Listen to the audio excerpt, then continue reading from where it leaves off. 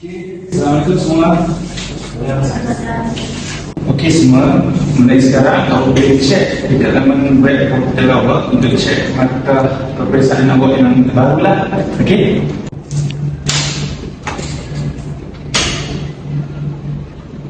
Yes, aku dapat ni tak jadi. Saya dah tahu mesti bangga hati.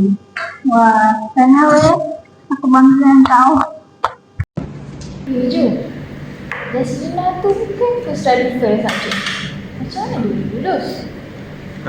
Itulah kau tak tahu. Zaman sekarang ni, kalau kau ada duit, semua boleh jalan. Result kau macam mana? Tidak? Sekejap, aku tengok. Weh, teruklah result aku. Macam mana aku nak beritahu parents aku? Mesti dia orang mesej. Kau jangan risau. Sekarang ni, aku tanya kau.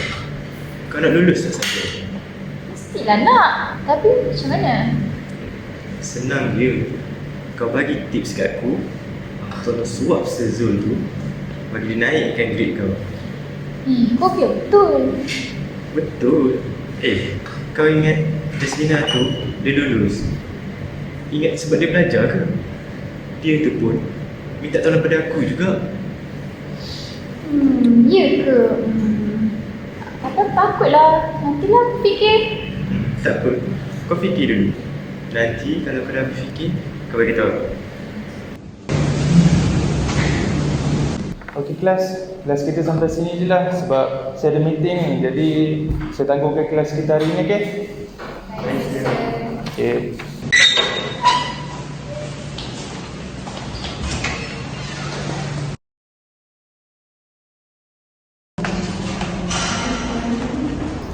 Cuk. Aku mengerti. Aku dah fikir dah pasal hari tu. Kira pasal dah? Aku tak nak kemarah dengan parents aku, so ni tips. Macam ni lah bagus. Nanti tak adalah kau kena marah dengan parents kau. Okey lah, aku nak gerak dulu. Nak jumpa Sezul sekejap. Okay.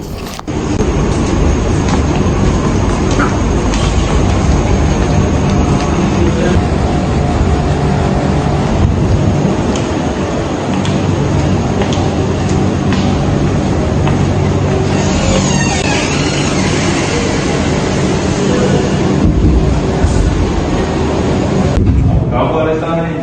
Ada benda manis ke? Mesti ada kisah. Kamu ni datang tiba-tiba ni. Untuk apa ni? Ini dia daripada Melati. Dia nak senaikkan grade dia. Kalau main duit ni, saya no problem. Yelah ni problem. Asyik Sezul. Okey lah kalau macam tu, boleh tak kalau untuk panggilan nanti dengan Jasmina? Kita tengok. Asyik kau. Okey. Jaga diri yang muda.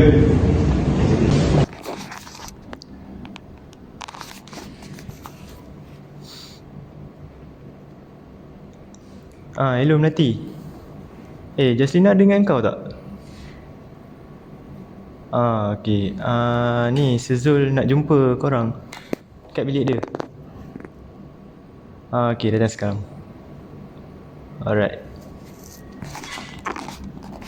Oh, ni rupanya kerja korang. Siap lah korang. Sekarang dah ada bukti, aku call polis.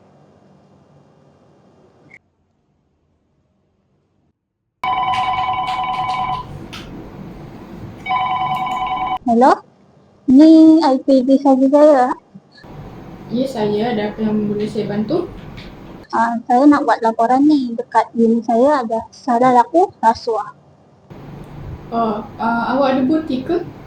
Kalau ada, boleh awak hantarkan bukti dan lokasi dekat saya dengan segera.